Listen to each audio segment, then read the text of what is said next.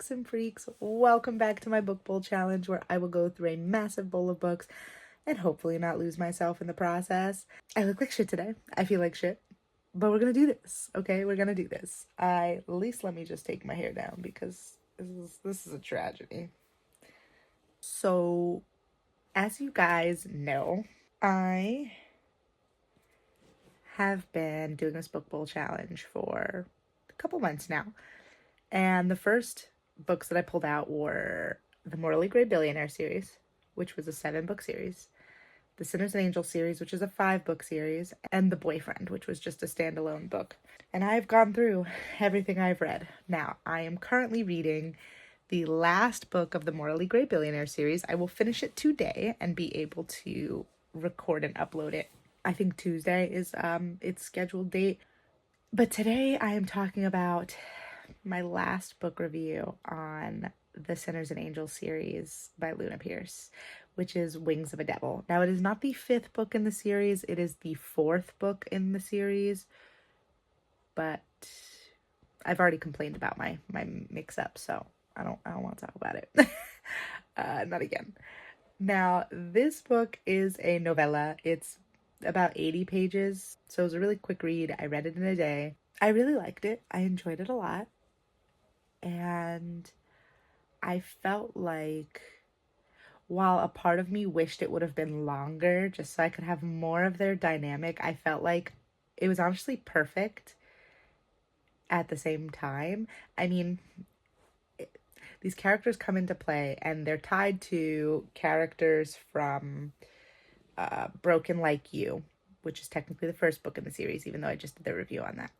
So you kind of see a dynamic that you weren't really expecting to see because it doesn't go over June and her men. I mean, they are featured briefly. So is Johnny and Claire. They're briefly mentioned, but they're not like the main focus. And I mean, they're very briefly mentioned. So you're seeing these characters, this different dynamic, these different people, and they're related to a very seemingly insignificant character in Broken Like You.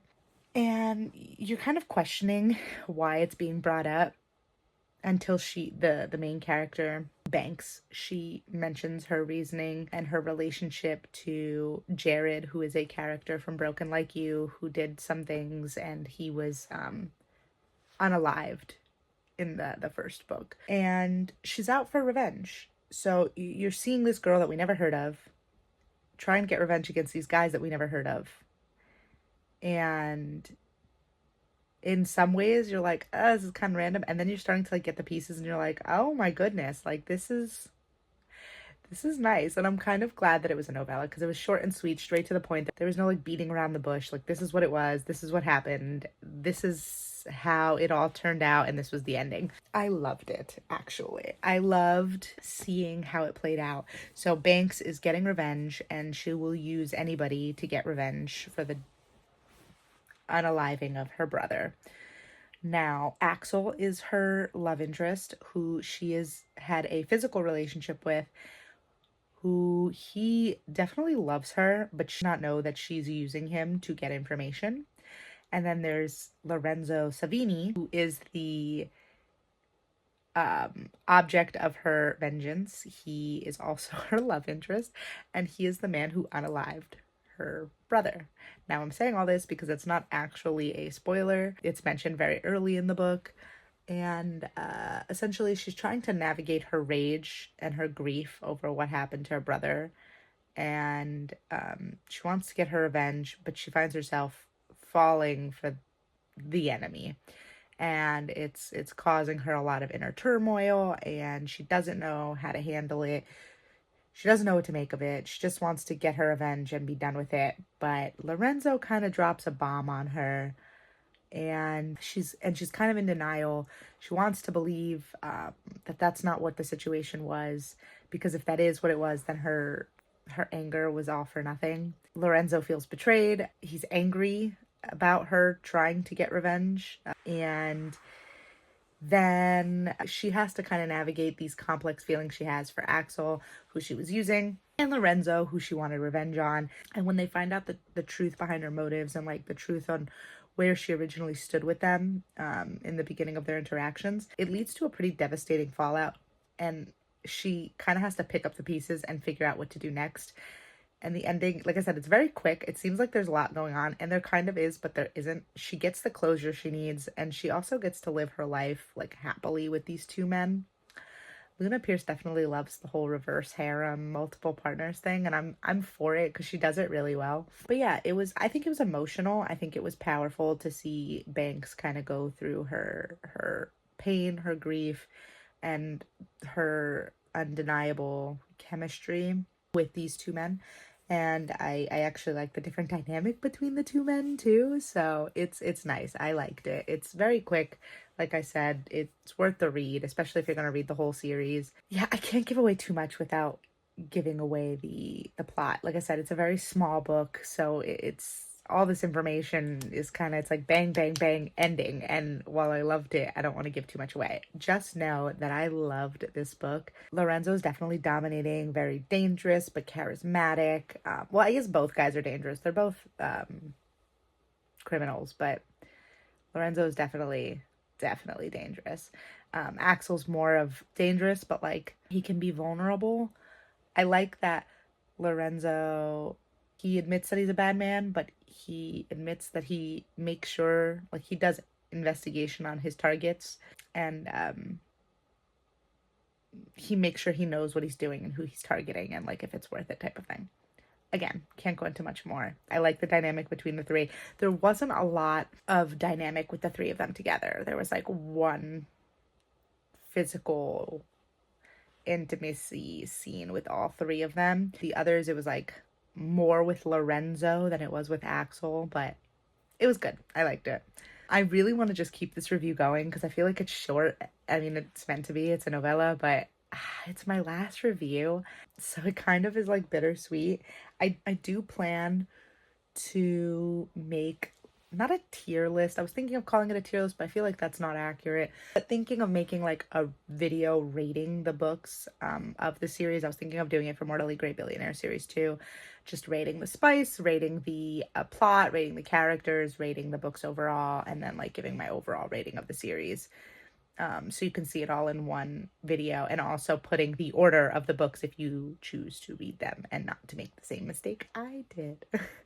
So yeah, I think I'm gonna do that. Other than that, that is my review. My favorite character, I think, was Savini. I'm such a sucker for older men. It's horrible. It is so bad. Anyway, he was great. I liked his character. I liked the little bit of backstory you got. And I liked his kind of like, I wouldn't say it was his moral compass because, you know, that's pretty shot. But he does draw lines in some ways. And I have to appreciate that. So I do love him. I do not think I got a favorite quote. I was kind of reading through this really fast. Let's see. I did have a few favorite quotes. When Savini finds out that Banks is out for revenge, he talks to her. She asks why doesn't he just unalive her? And he said, because I understand what it's like to want revenge. But what you don't get is that revenge is a poison that will seep into your soul, eating you alive from the inside. And the moment you act on it, you can never come back from that. And then he says, I don't want that for you. Save yourself before it's too late. And I thought that that was really powerful because this man had the ability to get rid of the threat. And he obviously cares about her, but it's also like he's speaking from experience on revenge, and he's trying to help her before she destroys herself. So I did like that quote. I like that little novella. At first I was so annoyed because I was like, I don't want a novella. Like I want a book. And what if I don't like it? I didn't know if I would like how short the book would be, if I could feel like that conclusion to make me feel satisfied. And no. I felt satisfied. I felt very satisfied. So yes, overall, good book. I recommend y'all read it. And let me know, guys, I finished 3 of my little papers now. Well, by the time this is posted, I would have finished the last book of the Mortally Great Billionaire series. So I have finished 3 papers, or 3 titles. I have finished the Mortally Great Billionaire series, I have finished the Sinners and Angels series, and I have finished The Boyfriend. So comment any books you want me to add to the book bowl. Let me know. I'll add them. I pulled out a bunch more. You will see it in a video before this. I think it's today's video, because I'm recording on Tuesday.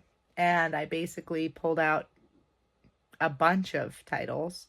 It's going to take me months to go through all these books because there's way more than I thought. So I think in my next video, or maybe in my rating video, I think it'll be in my next video, we'll add the order of which the next books that I will be reading will come out. So you guys kind of have an idea of what's going to happen in the coming months.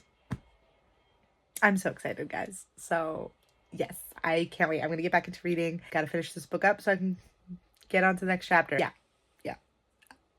Like the video, comment any thoughts or titles you want me to add. I hope you guys read this book and comment if you do. Subscribe to my channel if you haven't already to show your support, and hit that notification bell to be informed every time I post a new video. I really appreciate you guys for the support, and I will see you guys next time. Bye.